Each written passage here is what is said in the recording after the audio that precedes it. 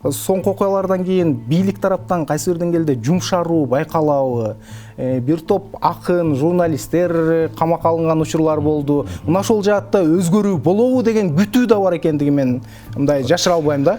Туура эми андай күтүү бар. Бул маселеде дагы бир мындай улуттук талкуу жанагындай жүрүш керек го дейм. Бир аптадан бери улуттук коопсуздук боюнча мамлекеттик комитеттин төрагасы Камчыбек Ташиевдин отставкасынан улам. Бул саясий абалга, коомдук абалга кандай таасир тийгизет? Саясий маданияттын бир жаңы деңгээлине чыктык. Себеби ошол 2005 жылкы 2010 жылкы окуялар анан 2020 жылкы окуялардан биз жетиштүү эле сабак алдык го деп ойлойм. Бийлик аралашып жүрөсүз. Бийлик сабак алдыбы? Ошо бийлик сабак алгандыгы үчүн жанагындай алдын алуучу бир профилактикалык чараларга барды деп эсептейм.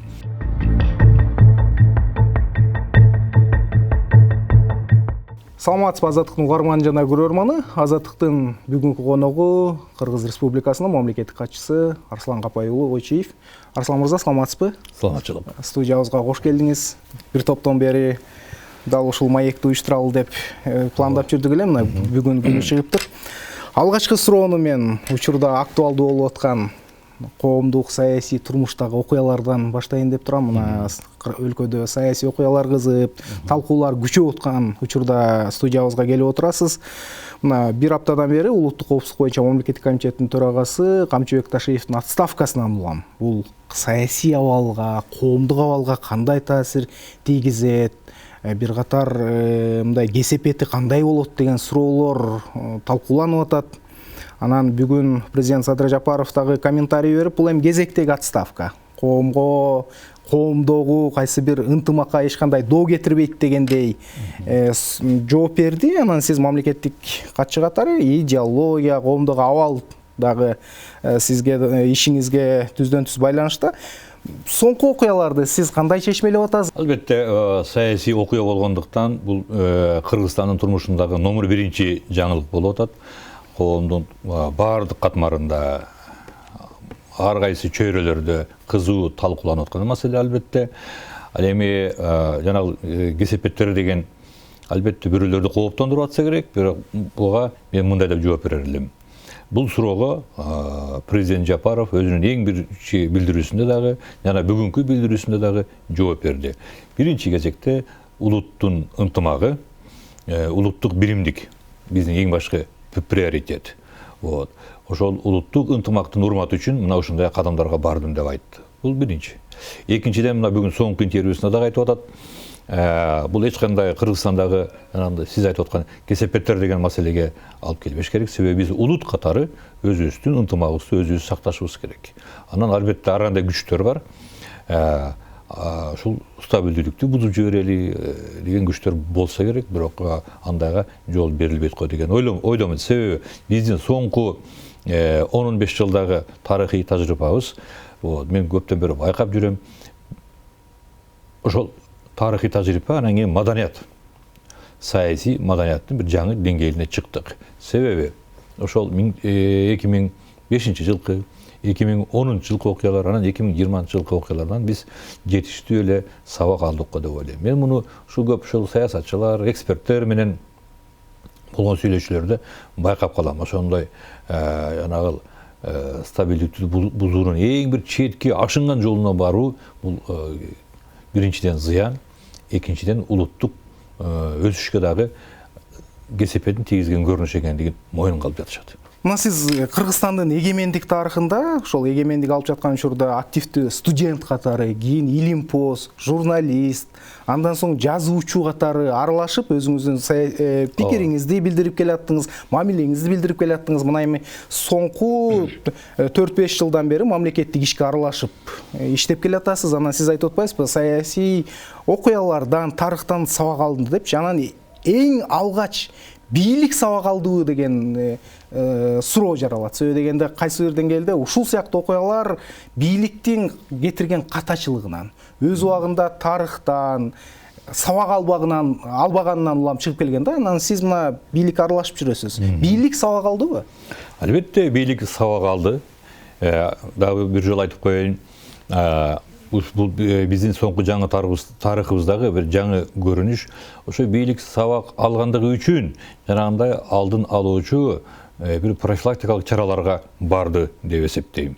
Мына ошонун өзү дагы коомдогу стабилдүүлүктү сактоого, бардык маселелер консенсус аркылуу, сүйлөшүүлөр аркылуу чечилиши керектигине үйрөттү. Бул өзү ошол биздин өткөндөн сабак алганыбыздын белгиси. Анан дал ушул суроону эле улайм, бүгүн президент маегинде күч менен эч нерсени башкара албайсың, кармап тура албайсың деп айтты. Ага мисал катары Бакиевди, Атамбаевди келтирди. Анан соңку окуялардан улам, улуттук коопсуздук боюнча мамлекеттик комитет албетте кылмыштуулукка, коррупцияга каршы күрөштү катуу жүргүзүү менен катар саясий эркиндиктер жаатында дагы бир катар мындай аша чаап кеткен эмеспи деген суроолор бар болчу да. Анан ушундан улам соңку окуялардан кийин бийлик тараптан кайсы бир деңгээлде жумшаруу байкалабы, бир топ акын, журналисттер камакка алынган учурлар болду. Мына ошол жаатта өзгөрүү болобу деген күтүү да бар экендиги мен мындай жашыра албайм да. Туура, андай күтүү бар. Биринчиден, бул маселеге эки өңүттөн карашыбыз керек. Соңку 5 жылдын ичинде биз өзүбүздүн мурдагы 25-30 жылдык тажрыйбабызды кайра анализден өткөрдүк. Ошол эркиндик жөнүндө, сөз эркиндиги жөнүндө, демократия жөнүндө баалуулуктарды биз карап, алар биздин улуттук маданиятка канчалык деңгээлде айланды деген суроону албетте жалпы талкуу жүрүшүндө бир жыйынтык чыгарсак болмок. Бирок соңку ошол мамиле, саясат мына ошого багытталды. Ошол сөз эркиндиги, басма сөз эркиндиги, жалпы эркиндик. Канчалык биз ошону өздөштүрө алдык, туура түшүнө алдыкпы, ошонун мазмунун өзүбүздүн жүрүм турум улуттук маданиятка айландыра алдыкпы деген маселе бар. Бул биринчи. Мына ошол себептен буну илгертен сөз болуп келген, тиги Акаевдин учурунан бери эркиндик, ошол бул деген эркиндик деген сөз чындыгында жоопкерчилик деген сөз. Эркиндиктин артында чоң жоопкерчилик. Ошо басма сөз эркиндиги. Басма сөз эркиндигинин артында дагы чоң жоопкерчилик. Сөз эркиндигинин да ошончолук жоопкерчилиги бар. Биз ошол жагын туя алдыкпы? Бул биринчи өңүт. Ал эми сиз айтып аткан ооба бир топ жанагындай окуялар болду. Бирок дагы бир жолу айтып коеюн, бул маселеде дагы бир мындай улуттук талкуу жанагындай жүрүш керек го дейм. Бул ушак деңгээлинде эмес, бир концептуалдык деңгээлдеги бир талкуулар болуш керек го. Мисалы жакында президент Жапаров улуттук телерадио компанияга барды. Ошол жерде дагы сөз эркиндиги жөнүндө сөз болду. Албетте бийликти сындагыла, бирок анын артында жоопкерчилик бар. Албетте өз пикириңерди айткыла, бирок анын артында жоопкерчилик бар. Эгерде жоопкерчиликсиз сын, жоопкерчиликсиз сөз эркиндиги, бул албетте бардык өлкөлөрдө, батыш өлкөлөрүндө дагы өзүңүз билесиз, кесепети бар. Бирок жана талкуу кылууга бүгүн мезгил, кезек келдиби? Мисалы ошол эл аралык уюмдар деле сөз эркиндиги жаатында, адам укугу жаатында, демократия жаатында жылдан жылга тенденция начарлоонун үстүндө деп атат. Бир топ конкреттүү мисалдар бар. Журналисттер болобу, акын болобу, ырчылар болобу да, мисалы. Ошол жаатта ушундай мен ушуга мындай деп жооп берер элем да, мен ошол батыш медиасында иштеп көргөн кишимин, батыш өлкөлөрүндө жашап келген да кишимин. Ошол өлкөлөрдө сөз эркиндиги кандай? Сөз эркиндиги бар. Бирок дагы кайталап коеюн. Сөз эркиндиги менен кошо жоопкерчилик деген нерсе да жүрүш керек. Мен мисалы барагалы эле ошол жерден мисалы кимди айталы? Ошо Британиянын королун мен сындай албайм, аны мазактай албайм. Ал жазаланып калышы мүмкүн.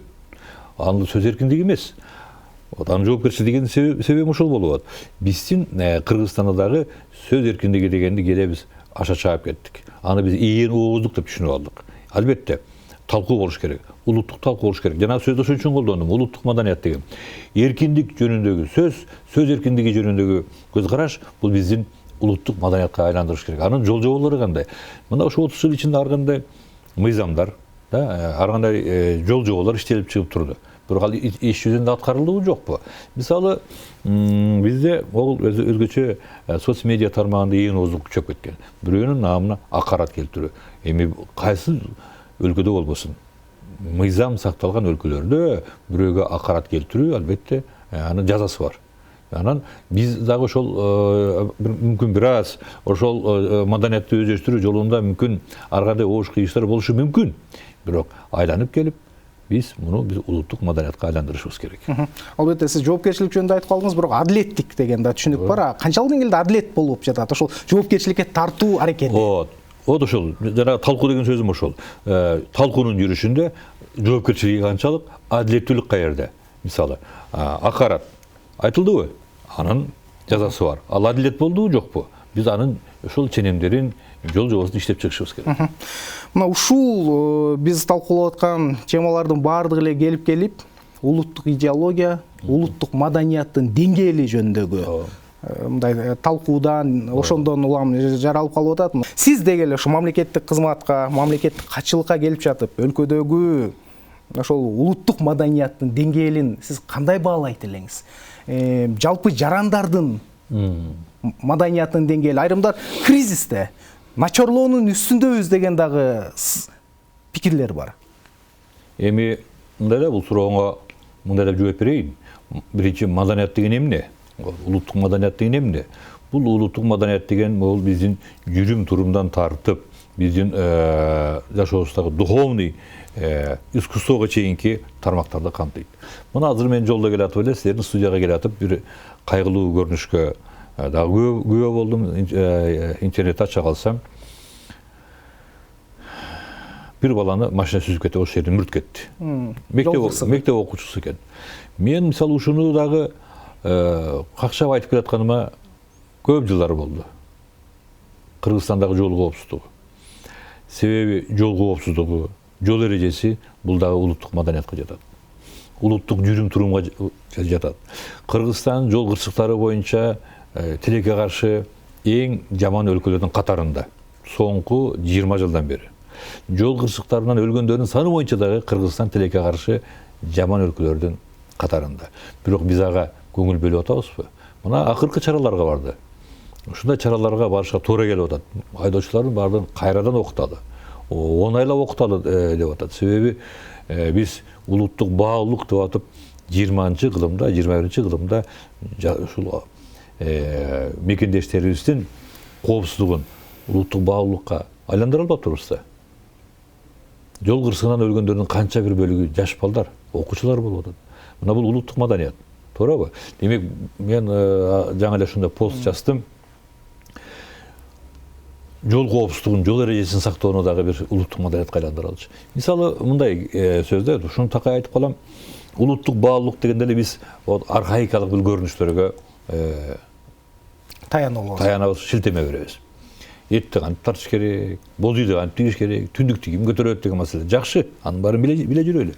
Анан атка кантип минебиз, сол жагынан минеби, оң жагынан минеби, атты кантип токтотуш керектиги бозуйга жакындаганда. Ошол эле учурда биз өзүбүздүн бул көчөлөрдө кыргыздар урбанизациянын заманында, массалуу урбанизация жүрүп аткан шартта жол коопсуздугун сактап атпайбызбы? Биз жаңы маданиятты өздөштүрө албай атпайбызбы? Демек, бул дагы ошол туура маселе көтөрдүңүз. Бул маселе жөнүндө бизден мурун койчулдар өзгөчө. Мен жакында атайын улуттук китепканага барып карап көрдүм. Азиз Салиев деген бир үлкөн философ болгон. Ошол кыргыздын жеген ичкен маданияты, кийими, баскан турганы, сүйлөө маданияты кандай болуш керек дегенден бери ой толгоп кайран киши. Себеби ошо күйгөн экен. Ушул биздин ал эми 20-кылымда жашаган киши 20-кылымдагы кыргыздын образы кандай болуш керек. Ошол жөнүндө ой толгоп далай эмгектерди жазган экен. Анын сыңарында биз 21-кылымда дагы өзүңүз айтып атасыз, маданият начарлап кетти деген сөздөр болот. Эми экономикалык өсүш менен ошол экономикалык өсүш маданияттын жогорулашы менен дагы коштолушу керек. Бул биздеги 100 жыл мурун көчмөн болсок, биздеги урбанизациянын жаңы деңгээли, жаңы бир жагдайы көрүнүш керек деп ойлойм. Бул биринчи маселе. Экинчи.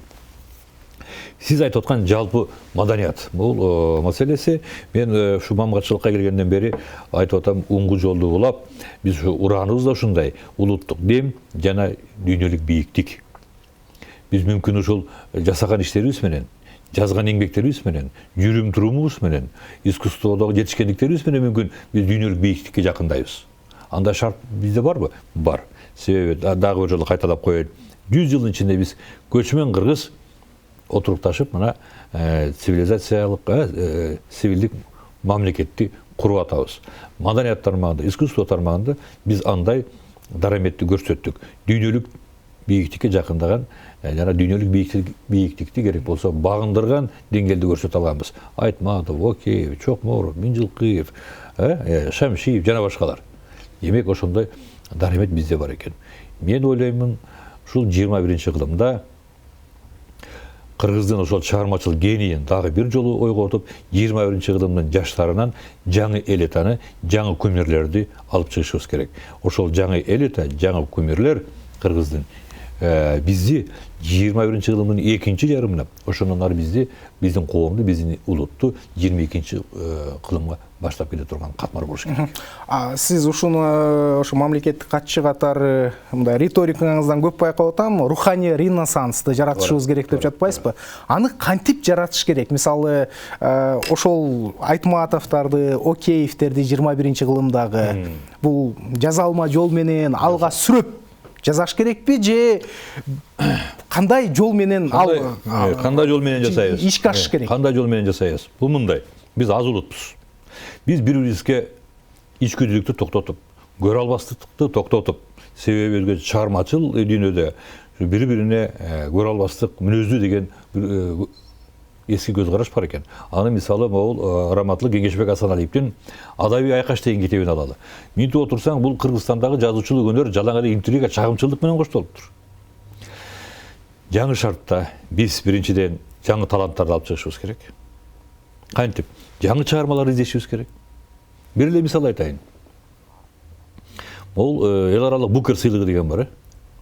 Ушул Букер сыйлыгы боюнча комиссиянын төрагасынын интервьюсун окуп отурса, бир жылда 250 китеп окуп чыктым дейт.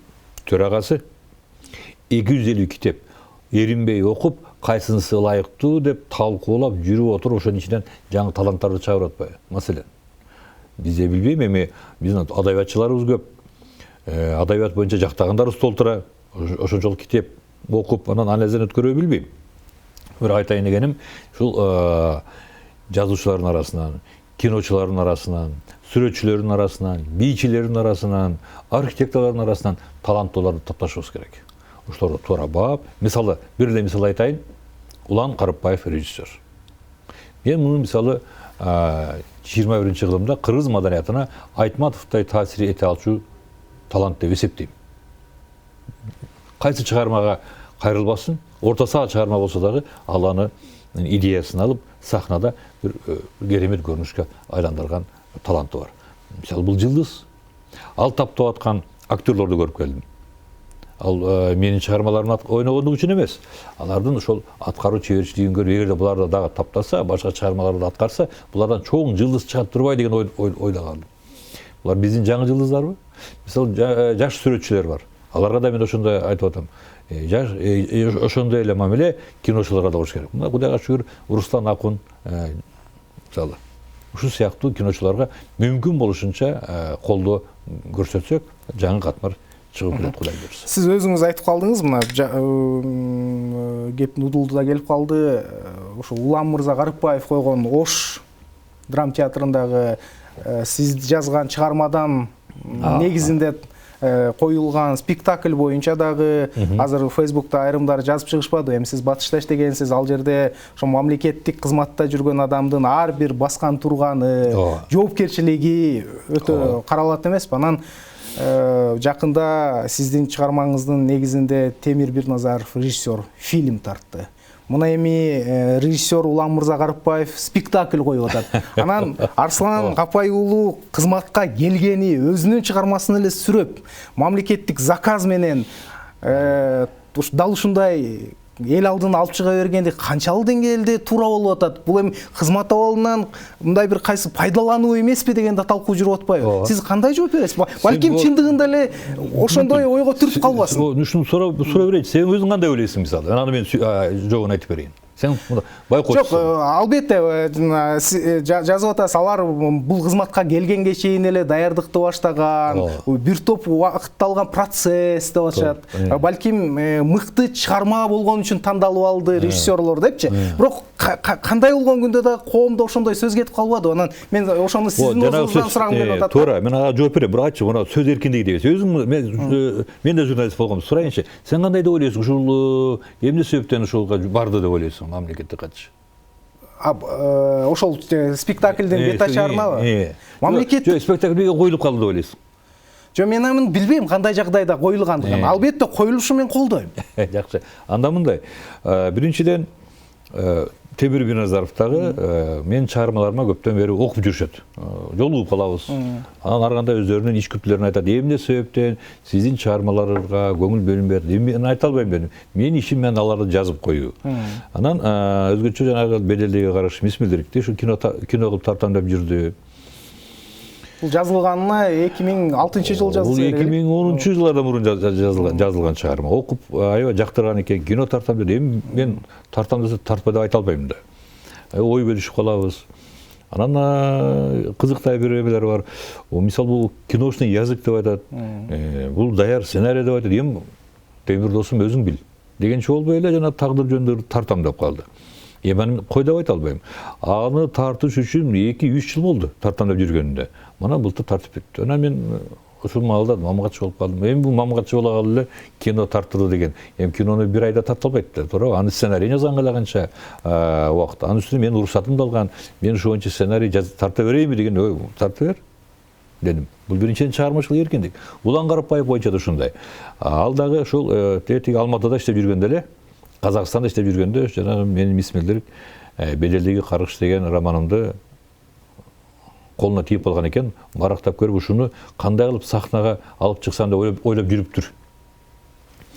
Анан бир курда мен издеп келип таап жолукту илгери. Мен анда мамлекеттик кызматка келем. Анан мамлекеттик кызматка да келип калдык.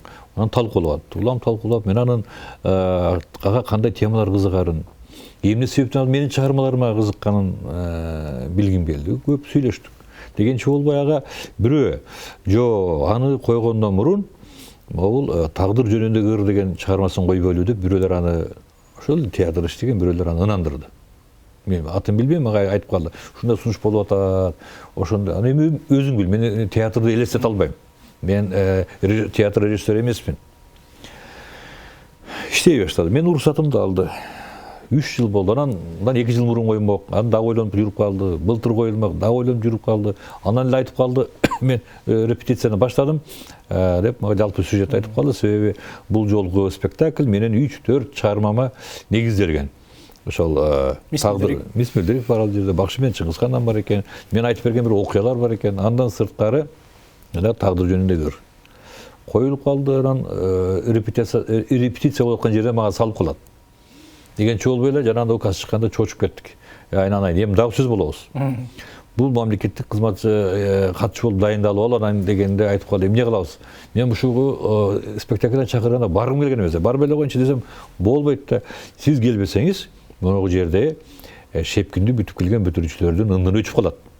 Бир келип өз көзүңүз менен көрүп бериңиз, баа бериңиз дегенден айла жок бардым. Мен барбай коюшумду билип, улам телефон чалышат. Аэропортко бардыңызбы, самолетко отурдуңузбу? Ой, баратам болуптур эми. Бүгүн 6-күн экен, барып берейин, анан барып бердим. Ошо менен коюлду. Мен ал жерде өзүмдүн чыгармамды мактабайм. Мен ал жерде Улан Карапбаевди мактайм. Мен ал жерде ошо театрга жамаатын ушунчалык урук алып келген жаштарды көрүп суктандым. Себеби ошончолук берилип ойноп, анан таланттуу аткаруучулук, анан көрсө сураштырсам баардыгы шепкинди бүтүп келген жаштар экен. Илгери ушундай толкун болуп, илгери заманда дагы ошо Байтөтөп, Назира Мамбетовалардын муунунда, ал учурда Искендер Рыскулов деген бир гениальный режиссердун заманында дагы шепкинден 23 бүтүрүүчү келип анан кийин Ош драма театры бүт союзга дүңгүрөгөн экен. Айтып турчу экен, мына ушул кыргыздардан сценада жашаганды үйрөнгүлө деген сөздөр болгон экен. Ушул деңгээлге жетиптир. Мына азыр дагы ошонун бир эпкинин көрүп анан деп мен аларды мактадым. Мен өзүмдүн чыгармам эмес, алардын ойногонун мактадым. Менин чыгармамды аткарбай эле койгула. Дал ушундай тейде уланткыла. башка дагы репертуарыңарды кеңейтип, башка акындар бар, башка жазуучулар бар, ошолордун чыгармаларындагы ушундай бир жаңы деңгээлде жалпы кыргыз коомчулугу керек болсо эл аралык коомчулук суктангыдай деңгээлге алып чыккыла деп мен аларга алкоо жолдодум. Бирок акыркы талкуулардан кийин өзүңүз үчүн кандай жыйынтык чыгардыңыз? Мисалы сиз айтып атпайсызбы, ошо чыгармачылыкта мындай көңүлдүү, пейилди кенен коюш керек. Эч ким менен мындай бир ичкүйдүүлүккө барбаш керек депчи, бирок ошол учурда баягы талкуу сын да болуш керек да. Талкуулашсын, жок, талкуудан анда чыгарманы талкуулашсын. Ал мамгатчы болуп койдурду деген эмес. Эми мен азыр дагы бир жакшы роман жазып атам. Ушул Кыргызстандагы бир окуялар жөнүндө жазып атам да. Аны мени эч ким чектей албайт. Мен өзүмдүн ишимди аткарып атам. Президент берген тапшырманы аткарып атам. Анан бош учурумда келе калып, унутуп калбайын деп, чыгармачылык менен элекмин. Эми ага менин бирөө чектей алабы? Ансыгарында эле мен тиги режиссерду да чектей албайм. Эгерде мен дагы бир чыгарма мына бир үзүндү жарыялап койсом дагы бирөө келиптир. Эч кимге бербеңиз, ушуну мен коем дейт да. Эми менен колго чабамбы, кой деп тыюу саламбы? Кызык болуптур дедим.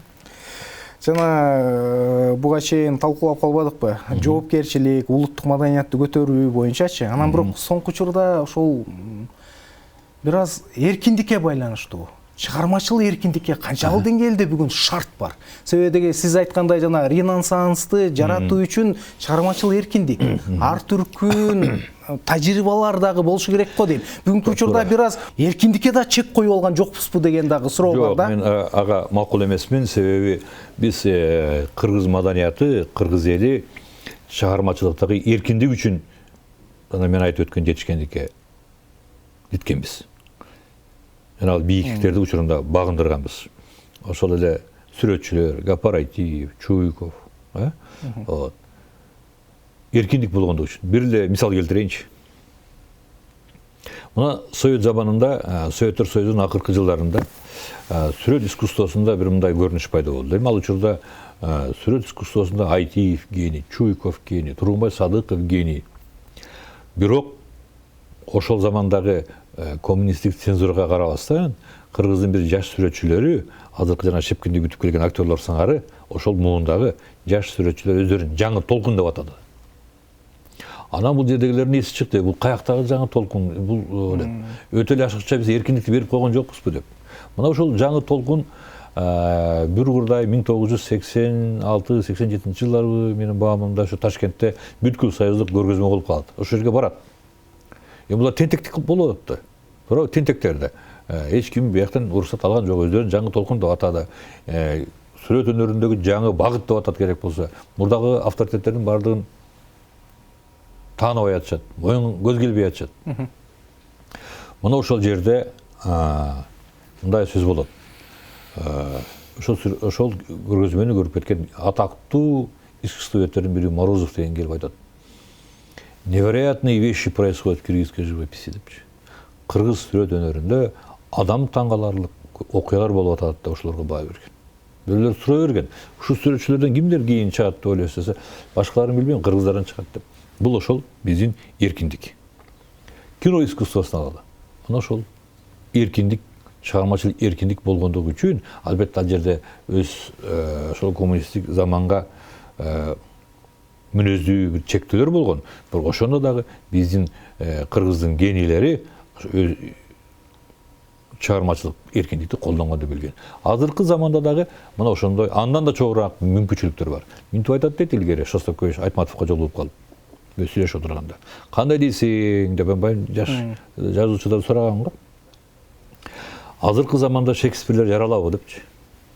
Ансарындай азыркы заманда мурдагыдан да көбүрөөк эркиндик бар. Чыгармачылык эркиндик колдонуу, ошол колдонуу аркылуу Айтматовдор дагы, Чокморовдор дагы, Океевдер дагы жаралат деп ишенем. Бирок ошол учурда мына улуттун келечегине байланыштуу. Идеологиялык жактан болобу, коопсуздук жактан болобу, кандай чакырыктар, кандай кооптонуулар алдыда турат? Эмнеге бүгүн көңүл буруп, эмнеге мындай биз бүгүн мындай фокусту кылышыбыз керек? Мен жанагы биринчиден улут деми деген улуттук дух деген сөздө. Улут деми дүйнөлүк бийиктик деген ошол өз учурунда айтылган чакырык деп эсептейм. Мен аны ал бизге кыргыз ренессансына алып келиш керек. Эмне себептен? Жана сөздү бекер айткан жокмун. Эгер ошону талдайлычы. 21-кылымдын жаңы көмүрлөрүн жарата алып атам. Мыкты ошол дүйнөлүк бийиктикке жакындаган акын жазуучулар чыксын. Киночулар чыксын, сүрөтчүлөр чыксын, бийчилер чыксын, ырчылар чыксын. Биздин жаңы маданий катмар, элита калыптансын деп атам. Эмне себептен? Себеби, эми айтып кое берейин, мунун мындай философиясын көрүп турам. Биздин коомдо батышчыл, арабчыл, тиүү деп улуттук иденттүүлүккө доо кетип жаткан чакта, улуттук иденттүүлүктүн өзү андай коркунучка кептеп турган шартта улуттук биримдикти бекемдешибиз керек. Биздин элита мына ошондой күч. Бул биринчиден. Экинчиден, биздин жаңы маданий элита, жанагы сөздү ошон үчүн айттым. Бизди 21-кылымдын экинчи жарымына 22-кылымга ээрчитип кете турган күч деген сөздү бекер айткан жокмун. Ошол күч, ошол жаңы элита кыргыз мамлекетинин светтик мүнөзүн күчтөндүрүш керек, сактап калыш керек. Мына ошондой күч болуш керек.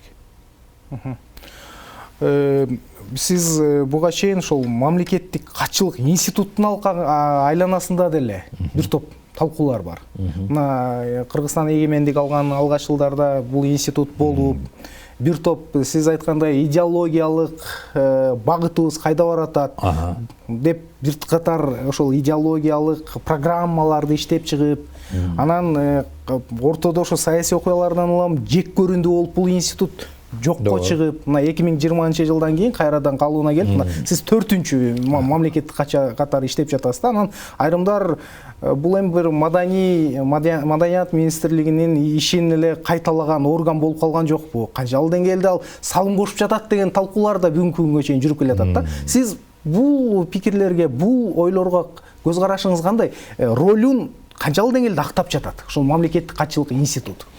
Мен жанагы берүүбүздүн башынан берки суроолорго жооп берип атып, ушул суроого да жооп берип кеттим деп ойлойм. Бирок дагы бир жолу жалпылап кетейин. Сиздин ар бир суроого мен ошол мамлекеттик катчылыктын ролун улам баса белгилеп жаттым. Жана улуттук дем, дүйнөлүк бийиктиктин ураанын чакырылышында, аны жүзөгө ашырууда, кыргыздын жаңы элитасын калыптандыруу жолунда мамлекеттик катчылыктын ролу чоң. Албетте, институт катары бул калыптаныш керек, дагы да калыптануу жолунда. Себеби мунун орду биздин баш мыйзамда жазылган. Ал эми атайын жоо аркылуу ага кандай милдеттер жүктөлгөндүгү да жазылган. Себеби ал президенттин саясатын жүргүзүүчү. Өзгөчө руханий сферада улуттук азчылыктар жана көпчүлүктөр менен иштөөдө, жана диний конфессиялар менен иштөөдө, деп жалпы маалыматтык чөйрөдө иштөөдө деп анын ролу жазылган. Кудай буйрса деп ойлойм, мына биз могул оңгу жол деген деп аталган доктринаны ошентип которуп алдык. Улуттук дем жана дүйнөлүк бийиктик деген оңгу жолду ашыруу аркылуу мамлекеттик катчы кызматынын орду андан ары бекемделет жана өзүн актайт деп ойлойм. Сиздин ушул мамлекеттик катчылыкка келгендеги бир милдеттердин бири, өзүңүздүн алдыңызга койгон мындай пландардын бири жанагы Ысык көл форуму өткөрүү деп дагы айтып, бул жөнүндө социалдык тармактарга көп жазып атасыз. Убагында Айтматов баштаган бул ошол демилгени өзүнүн орду болгондой, масштабы болгондой өткөрүш үчүн эмнелер кылынууда деги эле өзүн өзү ушул демилге баягы сөздө эле калып калбаш үчүн, чыныгы бир өзүнүн руханий милдетин аткарыш үчүн эмнелер жасалууда? Кандай болот? Сиз кандай элестетип атасыз? Эки суроо берип койдуң, ошонун экинчисинен баштайын. Эмнелер орду кандай деген. Биринчиден, албетте Айтматовдун заманында Ысык көл форуму уюштурулуп, Айтматов ал учурда кыргыз элинин атынан эмес, жалпы Советтик империянын өкүлү катары, СССРдин адамы катары чакырган. Президенттин кеңешчиси катары. Президенттин кеңешчиси катары, Горбачевдун саналашы катары анын чоң орду бар болчу. Ошол себептен аны чакырууга, ошону уюштурууга дүйнө жүзү керек болсо, Европа мамлекеттери интеллектуалдары кызыктар болгон. Бул биринчи. Ekинчиден ал zaman kansız soğuş zamanı, yadroluk korkunç adamzatı doğurup duran zamanda болчу. Ошол жерде мындан ары кантип жашап кетебиз деген маселе талкууланган. Ал эми азыркы шартта кыргыз элин эми биринчиден биз чакан элбиз. Биз өзүбүздүн чамабызга жараша иш кылышыбыз керек. Мен ошону такай айтып келем. Биз эми дүйнөлүк маселе деп кыйкырганды токтотолу. Илгери Раматлык Салижан Жигитов айтты эле. Кыргыздын акындары ыр жазат.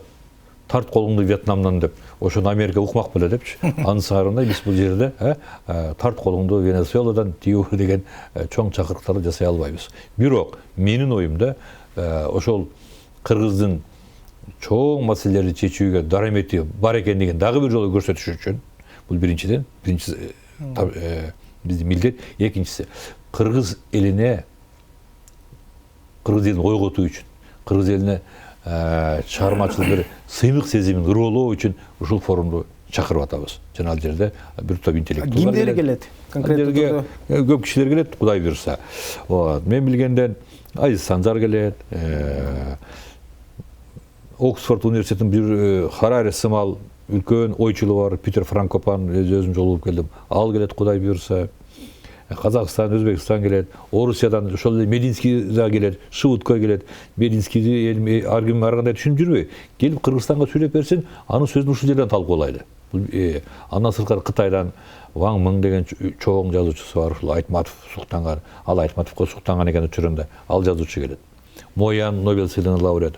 Ушул Кыргызстанга барууга кызыктармын. Латын Америкасына бармак экен, мен үйүндө жолугуп сүйлөштүм. Кыргызстанга келүүгө убадасын берди. Жана дагы бир жолу уктум, бир кезге бир интервьюсунда мен быйыл Кыргызстанга барам деп аябай ээленип алган экен, Кудай буйрса. Ал жактан бир чоң делегация келет. Мына ушундай чоң бир форум өткөрөт, Кудай буйрса. Ал жерде ошо биздин урааныбыз ушундай. Маданияттардын ортосундагы баарлашуу жана биздин жалпы келечегибиз кандай. Ошол жерде ой толгойбуз. Мына ошол жерде ошол форумдун чакырылышынын өзү кыргыздын интеллектуалдарына, өзгөчө жаш интеллектуалдарына, жаш философторуна, акындарына, жазуучуларына бир шык берсе деген менин бир тилегим бар. Аянтча катары. Мединский жөнүндө айтып калбадыңызбы? Өзүңүз да ошолго соңку учурда ошо деколонизация маселелери дагы көтөрүлө калып, анын алкагында талкуулар болуп, ошол эле орус бийликтеринин айрым реакцияларын жаратып келе жатат да. Анан ошол баягы советтик же болбосо Орус империясынын амбициялуу бир азуусунда турган учурда кыргыздардын өзүн таанып билүүсү кандай болуш керек деген да талкуу бар да. Анан сиздин өткөндө Мединский менен жолугуп келип, анан тарыхты изилдөөгө байланыштуу Кремлдин бир топ чектөөлөрү жөнүндө дагы кеп болуп калат да. Сиз кандай элестетип атасыз? Чындыгында эле ошондой империялык көз караш бүгүнкү күндө барбы? Мен биринчиден ал киши менен биринчи жолу жолугуп отурам. Мен аны империянын азуусу эмес, президенттин жардамчысы жана президенттин алдындагы тарыхый жактан агартуу комиссиясынын төрагасы катарында жолуктум. Себеби бизге чейин ал ошол ар кайсы республикалардагы тарых комиссиялары менен бир келишимдерге, кызматташуу жөнүндөгү меморандумдарга кол койгон экен. Ошонун ичинде казактар менен, белорустар менен, анан кыргыздар менен дагы. Анан ал жерде жазылып турат, ушул тарыхый окуяларды изилдөөдө бирдиктүү көз карашты иштеп чыгаруу, жалпы позиция болуу, окуулуктарга рецензия жазуу жөнүндө алардын бир сунуштары бар экен. Биздикилер кол коюп турду. Жакшы. Сонун барып көрдүм, сүйлөштүм. Эми ал жерде мен мындай деген ойго келдим, бул киши менен кызматташса болот экен дедим. Албетте биздин өзүбүздүн мүдөлөрүбүз бар. Албетте биздин өзүбүздүн улуттук кызыкчылыктарыбыз бар. Мына ошол кызыкчылыктарды сактоо менен кызматташса болот. Эки эле, үч эле мисал келтирейин. Үркүн маселеси жөнүндө сөз болуп калды. Үркүн маселесинде сөз болуп калганда мен анда мындай деп айттым. Урматтуу Владимир Мединский, анда мындай кылбайлы. 16-жыл жөнүндөгү жылдагы көтөрүлүштү изилдөөдө жалпы Борбор Азиялык масштабта бир конференция уюштуралы. Ага казактар катышсын, өзбектер катышсын, түркмөндөр катышсын, тажиктер катышсын, орустар да катышсын, биз да катышалы. Мына ошол жерде талкуу жүргүзөлү. Бул биринчиден эмне себептен? Себеби мындай традиция Совет заманынан бери келген. Восстание 16 года в Средней Азии деп ошонун кайсы бир юбилейлерине арналып аргандай конференциялар уюштурулуп турчу. Мына ошондой иш жүргүзөлү. Мунан экөөбүз чечпейбиз да. Макулсуз десем, макулмун деди. Бул мен үчүн жакшы ишара болду. Себеби уксун ал дагы. Ялаңада кыргыз эмес, казактар эмне деп айтат? Өзбектер эмне деп айтат? Анан биз ошол жерде жалпы 16-жылга кандай мамиле кылуу керек деген ошол жерде сүйлөшүп алабыз. Бир мисал. Же болбосо мындай деген сөз болуп кетти. Барганда биздин кыргыздын тарыхына дагы мындай сын айткан, үстүрт мамиле кылган, көрө албаган да мамилелер бар да. Мисалы, жасалма түрдө өзүңөрдүн тарыхыңарды байыркы замандан баштап атасыңар деген бирлерден бир даңктап атасыңар деген бир ойлор бар. Анда да сөз болуп кетип айттым. Урматтуу Мединский, аны мен ойлоп тапкан эмесмин. Аны кыргыз окумуштары ойлоп тапкан эмес. Аны орустун окумуштары ойлоп тапкан. Бартоль баш болуп, Шабан, Тигулар дегендердин эмгектеринде шилтеме жасап. Андан сырткары ошол байыркы Кытай тили боюнча чоң адис Яхотов деген болгон, ошо советский этнография деген журналдын беттеринде далилдеп кызуу талкуу болуп анан кийин ошолор далилдеп берген. Кыргыздын окумуштуулары биз ошолорго шилтеме жазып атабыз. Демек, аны сыйлашыбыз керек. Бул илимий жактан далилдеген нерселер. Мына ушундай бир аз талкуу болду. Анан Кудай буйруса келсин, дагы бир башка маселелер бар. Аны жалпы тарых жамааты менен чогулуп дагы сүйлөшөбүз. Бирок ошонткен күндө деле мисалы соңку дүйнөдөгү саясий абалдан улам Украинадагы согушту эске алганда деле Орусиянын баягы мурдагы Советтер Союзуна постсоветтик чөлкөмгө ушул үстөмдүгүн орнотуу аракеттери байкала калып жүрбөйбү? Ошол эле эми ал жагына келишпейм. Мүмкүн анын саясаты, ал мүмкүн ошол өкмөттүн өзүнүн жетекчисинин ошол өлкөлөргө карата саясатыдыр. Дагы айтылып коеюн. Мен аны менен ушул тарыхый жактан агартуу комиссиясынын төрагасы катары. Мен болсо президенттин алдындагы тарых илимдеринин өнүктүрүү улуттук комиссиясынын төрагасы катары жолуктук дагы тарых жөнүндө гана сөз кылдым. Рахмат сизге. Урматтуу Азаттыктын угарман жана көрөрманы, Азаттыктын бүгүнкү коногу Кыргызстандын мамлекеттик катчысы, жазуучу Арслан Капай уулу Койчиев болду. Аны мен Бактасанов маектештим. Саламатта калыңыз.